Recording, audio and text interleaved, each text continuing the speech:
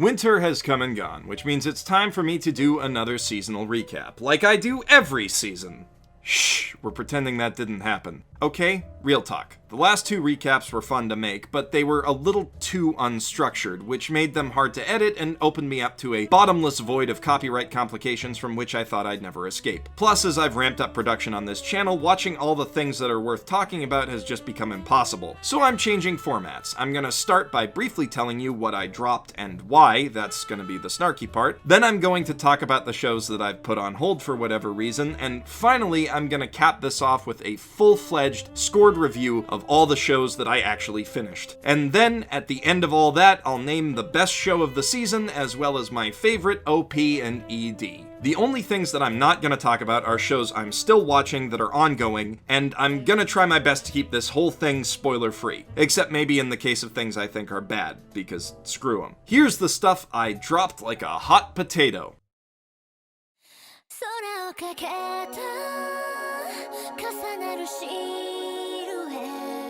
Aokana I dropped after one episode. The idea of a harem comedy about a male manager of an all-girl sports team isn't inherently awful, but everything else about this series kinda is. The problem is that nothing about the world these characters inhabit makes any kind of coherent sense. Characters bounce in and out of the first episode without serving any sort of purpose beyond tepid fan service, and the idea that clothes that make you fly would be first given to high schoolers is just idiotic. Plus, the sport that's supposed to be the crux of the whole series isn't adequately explained at all, making it impossible to follow the first episode's confusing, boring action scene. The whole construction of this series is outright incompetent from top to bottom, and my love of cute pink-haired girls can't overcome that.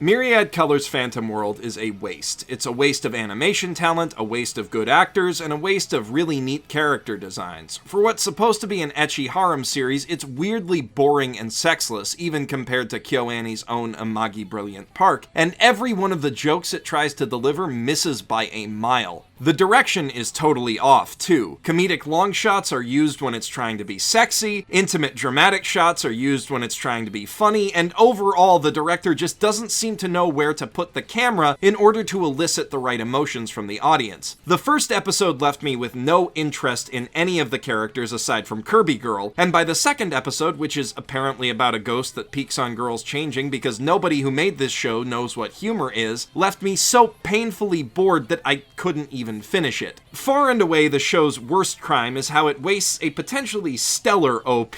What starts with an intense, understated techno buildup quickly devolves into just watch. A great song and great animation are totally wasted on this boring, lazy imagery. This is some Ignite level bullshit.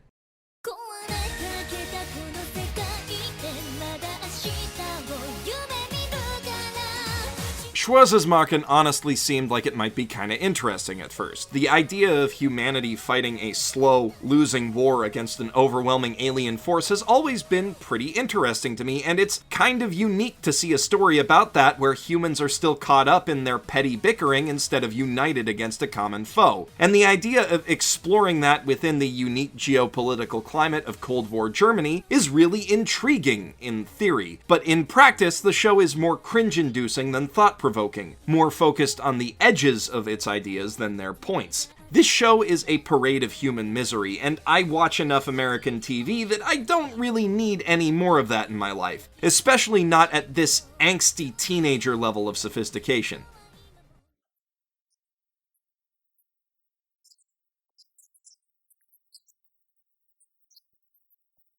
Active Raid's sub-reboot CGI turned me off, but what really made me drop it was its bad writing.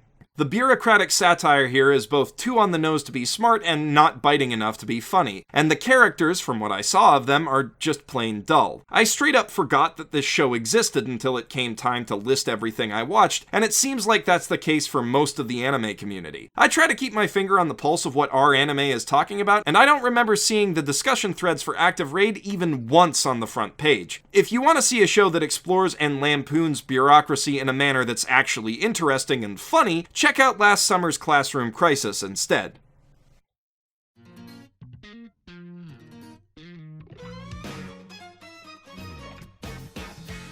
I was stoked as all get out for Dagashi Kashi, and so were a lot of my friends. We actually planned to marathon a few episodes of it for our semi-regular pizza and anime night. The first episode was pretty damn good, with enough jokes to offset the fact that none of them were particularly great, and a plot that moved at a solid clip, introducing characters and setting up further conflicts down the road. The second episode was boring. Interminably so. It became clear pretty quickly that all of the plot advancement was just intended to set up an endless status quo, not set up an ongoing storyline. And that would be okay for a funny gag series, but Dagashi Kashi also stopped being funny. The barrage of simple gags from the first episode was replaced with drawn-out, ill-conceived Family Guy-esque cutaways, and the characters who at first seemed so vibrant and interesting settled into simple, predictable archetypes. Ultimately, it just felt like it was going nowhere. Slow.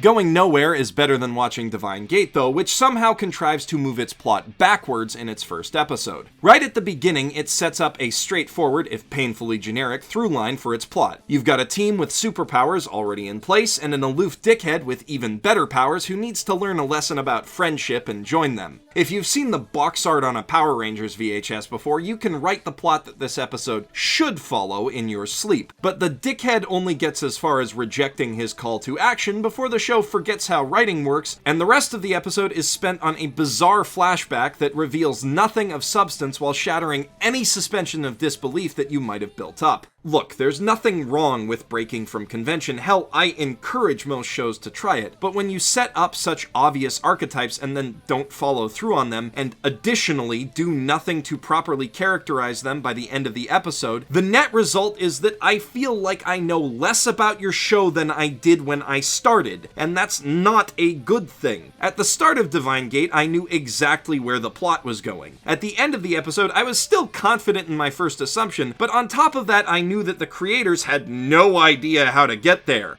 I wouldn't recommend taking that aimless ride with them.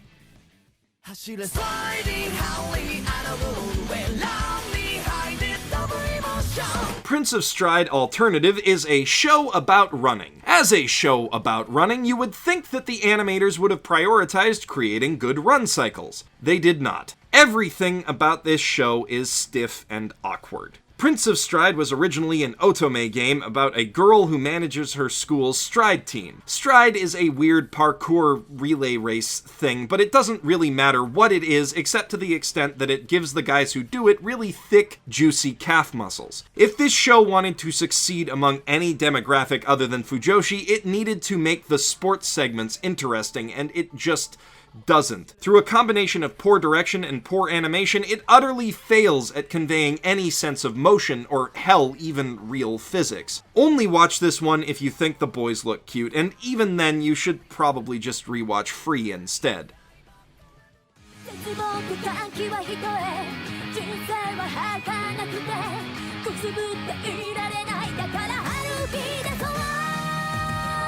Romeo Tanaka is a writer whose original light novel series, Humanity Has Declined, earned a lot of praise for its bold plot concepts and surreal sense of humor. He's also garnered acclaim for his visual novels like Rewrite, which most people say is excellent, and Kana Little Sister, which most people pretend they haven't played. His name had a lot of people hyped to watch Girls Beyond the Wasteland. Unfortunately, they handed off writing duties to Ayana Yuniko, who was responsible for Aquarian Logos and, more recently, Brotherhood Final Fantasy XV. She also wrote the first part of Digimon Adventure Tri, which, even though I loved it, had an awful script. Seriously, what the hell was up with Ty in that? On top of the writing being a mess, the animation from Project Number 9 and their second stringer team at Barnum Studio is absolutely atrocious. Their attempts at conveying body language come across as more than a little dyslexic. This show is painful to watch.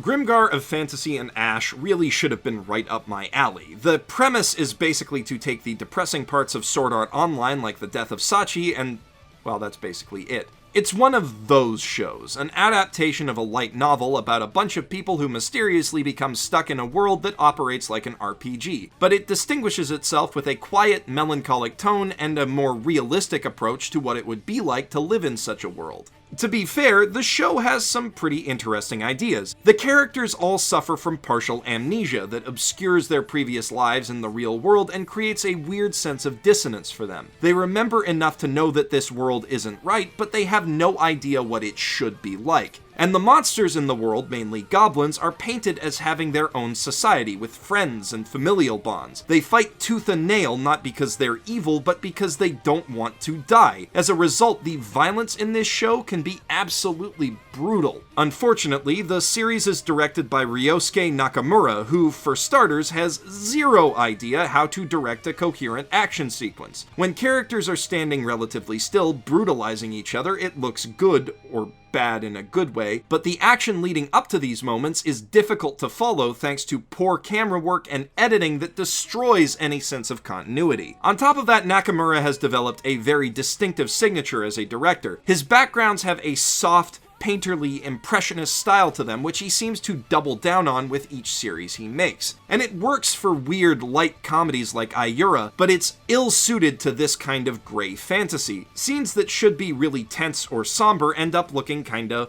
whimsical, and the hard-lined, hard-shaded characters feel distractingly out of place. Whenever their whole bodies are visible, it looks like they've just been pasted over top of the background instead of composited into it. That's a problem I expect from CGI, not hand-drawn images. Again, there are ideas here that I like, but they're not enough to carry me through the rest of the series. The things that it does right and that it does wrong are interesting enough that I feel like it kind of warrants a full review, but since I don't have the time to finish up good shows, I couldn't bring myself to sit through another bad one on top of Gate. Speaking of good shows that I didn't have time for, here's everything that I put on probably indefinite hold for this season.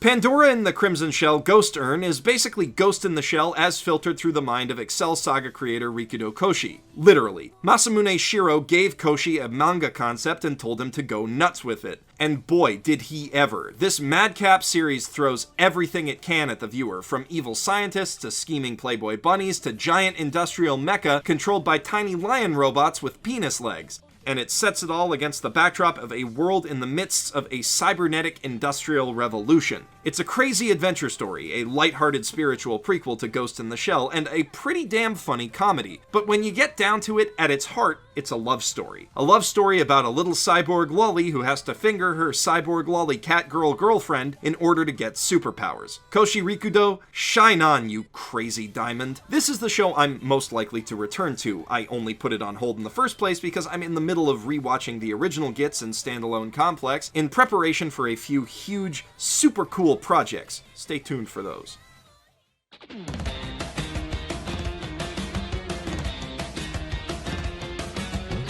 Osomatsu-san is a hysterical revival of Osomatsu-kun, a Showa-era slapstick comedy series about identical sextuplets who are all kind of assholes. The series takes the kids and thrusts them into adulthood, forcing them to deal with problems like getting a job and trying to identify whose dick is whose in a bathhouse. Osomatsu-san is directed and written by the same team that brought you Gintama, so you probably already know if you should watch it or not. Unfortunately, the series' first episode was too funny to exist, and has been deleted from the time stream, but every other episode is well worth watching. I fell behind on this series because I like to save its comedy for a rainy day. Pretty much every episode is guaranteed to have me in stitches, so I'll make it through the show eventually. I'm just taking it slow.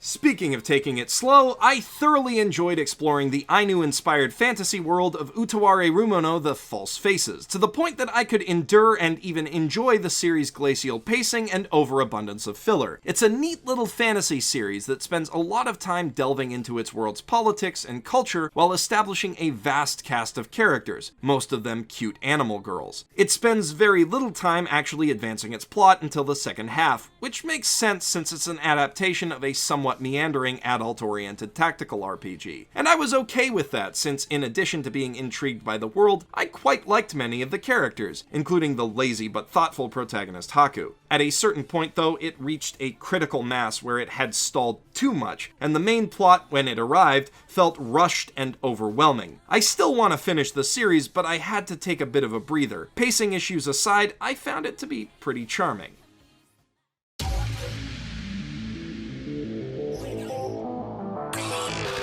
Dimension W is dumb fun. Big, dumb, loud fun. Its science fiction setting makes no damn sense if you even think about thinking about it, but it sure does facilitate some cool action scenes. Every piece of tech is powered by these little batteries called coils, which tap into a special fourth dimension beyond normal comprehension. When the coils work properly, a bunch of badass cyborgs blow shit up in a thoroughly entertaining manner. When they don't, reality itself breaks. Either way, they're good for a laugh, and the protagonist Kyoma fights entirely without them, which creates a lot of fun, seemingly one-sided challenges for him to overcome. It's also got plenty of dumb writing that's very open to mockery. It seems like the kind of show that would be more fun to watch with friends, which is why I haven't done it on my own yet.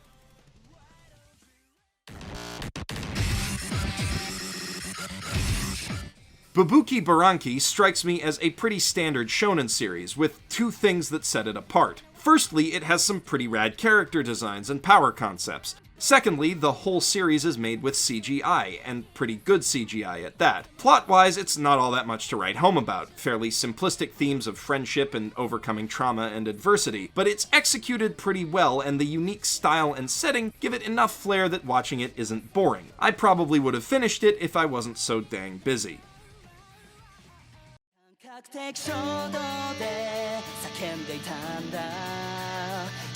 Luck and Logic is another standard shonen series with neat character designs and much less impressive CGI. It's got a certain charm to it, though. Its characters have strong, immediately likable personalities, and there's something inherently cool about equipping real gods and goddesses as battle armor. The series is based on a Bushiroad card game, and like Cardfight Vanguard before it, there's something about it that makes it strangely watchable. That would probably be that it lets you get inside the characters' heads as they strategize, instead of focusing on stupid melodrama like certain other shows about toys. It's clearly a commercial, but like the commercials I remember most fondly from my youth, Metabots, Digimon, Monster Rancher, it has a lot of genuine heart to it. If I was a kid, I could see myself really enjoying this show and not regretting it when I grow up. Unfortunately, I am an adult already, technically speaking, and I just don't have time for it. Not when I can play Yokai Watch and scratch that same itch more efficiently. So now you've heard what I think about everything I stopped watching, but I did finish 6 shows this season, and next, whenever Zach gets done editing it, I'll be dropping a video containing brief but full-featured reviews of Erased, Gate, Shirayuki Hime, Haikyuu, Konosuba, and Rakugo Shinju. Plus, I'll break down my favorite OP and ED of the season. So stay tuned for that, and to make sure you see it when it airs, hit that big old subscribe button, and follow me on Twitter at G0FF2 for constant updates about everything. I'm talking videos I'm making, games I'm playing, bowel movements I'm having, you name it, it's in that Twitter. Or if you want to reminisce about older anime, like way older anime, right now check out my video dissecting the Daikon shorts, the very first thing Gainax ever made, and the very first appearance of the Gainax bounce. Get your tissues ready, because some people said it made them cry.